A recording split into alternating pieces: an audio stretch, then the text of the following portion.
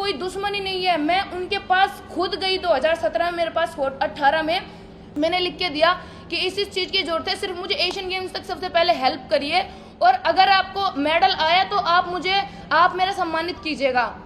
उनका कोई भी ईमेल नहीं आया मेरे पास, कोई भी मैसेज नहीं आया, कोई भी फ़ोन नहीं आया। हम दंगलों में जाते थे और हमारे पास टिकट के भी पैसे नहीं होते थे, तो हम जैसे ट्रेन में एक साइड टॉयलेट होता है और नीचे की साइड में वही लौटने का होता है, तो हम वहाँ पे कपड़ा बिछा के लेटते थे। झांसी जाना, इटावा जाना, हर जगह हम दंगलों में गए हैं।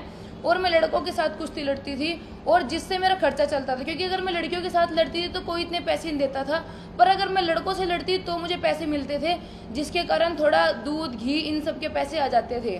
फिर धीरे धीरे ये सिलसिला चलता रहा। 2017 तक मैं लगातार दिल्ली को मैंने 58 मेडल दिए, जिसमें मेरे कितने ही गोल्ड, कितने ही सिल्वर और कितने ही मेरे ब्राउन्ज मेडल है।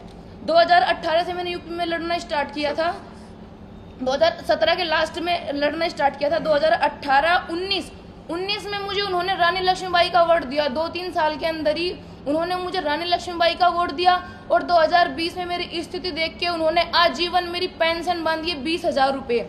और कल ही उन्होंने मुझे घोषणा करी है, जो बच्चे कॉमनवेल्थ में से ब्राउन्ज मेडल लाए हैं, गोल्ड लाए, सिल्वर लाए हैं, मुझे 50 लाख रुपए और रजिस्टर ऑफिसर की नौकरी का वादा किया है। तो आप ये बताइए, जो मैं सिर्फ 2-3 साल से यूपी से लड़ रही हूँ, वो मेरी इतनी हेल्प कर रहे हैं, तो दिल्ली सरकार ने मेरी हेल्प क्यों नहीं करी है? मेरी उनसे कोई दुश्मनी नहीं है। मैं उनके पास खुद गई 2017 में, मेरे पास 18 में।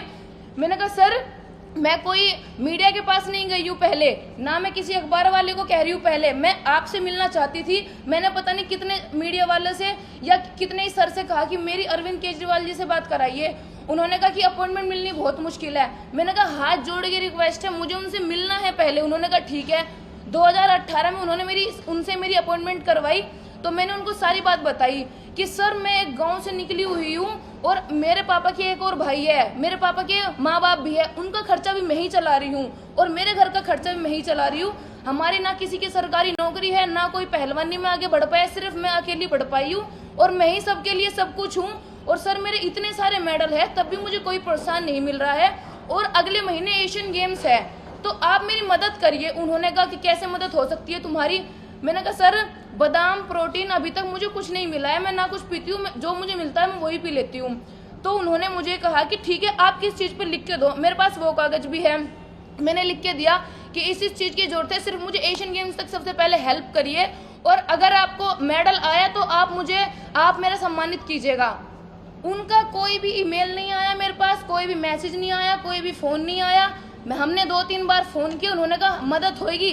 मदद कब होएगी? तब एशियन गेम्स में मेडल आ गया, तब वो मुझे बुला रहे हैं वहाँ पे कि सारे बच्चों को प्रोत्साहन करिए, आपने बहुत अच्छा किया है और आप सब मेडल लाए हैं। मुझे अब क्या जरूरत है? और उसके बाद भी उन्हें मेरी ये बात इतनी लग गई कि इस लड़की ने सबके सामने ये वाली बात क्यों कही कि मैंने इनसे पहले ही मदद मांगी थी।